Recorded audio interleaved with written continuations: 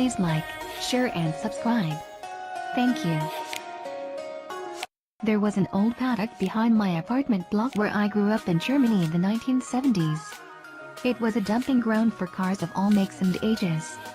My mate and I used to spend countless hours playing around, and in the rusting, hulking wrecks.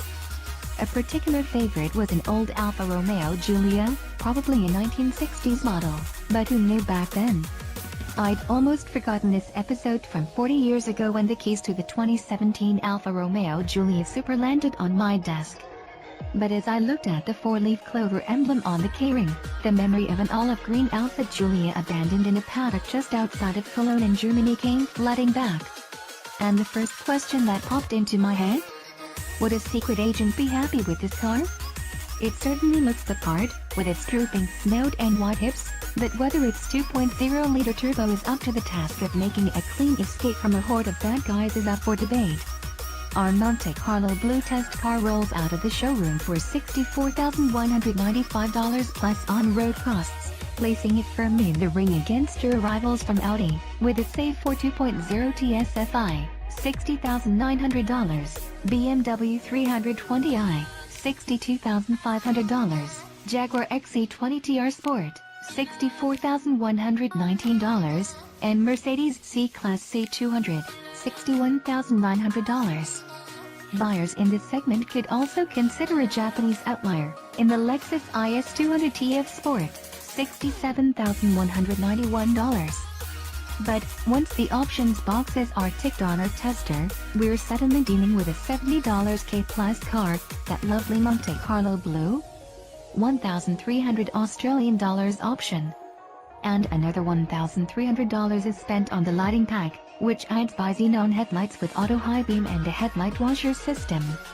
The lovely, airy, open feeling inside the cabin courtesy of the dual-pane panoramic sunroof doesn't come for free either, commanding a $2,200 premium, while the 14-speaker Harman Kardon audio system is another $1,400. That brings the price of our tester to $70,395 before on-road costs. An expensive getaway car, certainly, and one that places it firmly against the next model up in the Giulia range, the performance-focused Veloce, which gets underway for $71,895 plus on-road costs.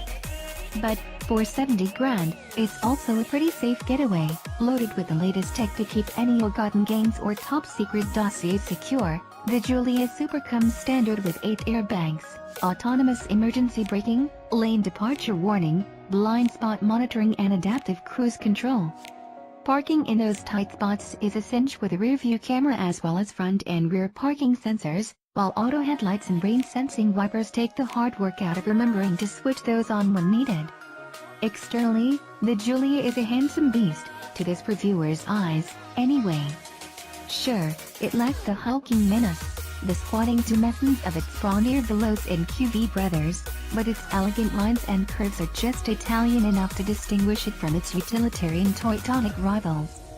Sitting on standard 18-inch luxury design alloys wrapped in 225 45ths or 18s up front and 225 40ths or 18s at the rear, the Giulia doesn't really scream performance. Which is a good thing, because this ain't no hardcore performance luxury sedan. Powered by 2.0-liter turbocharged 4-cylinder petrol engine, tuned to an 8-speed auto transmission, the Giulia Super breathes out an asthmatic 147 kilowatts at 5,000 RPMs with 330 Newton-meters of torque at a very usable 1750 RPMs. It's not a splashing amount of power, but it is enough to propel the Giulia Super to a claimed 0 to 100 km per hour time of 6.6 seconds, while top speed is a claimed 230 km per hour.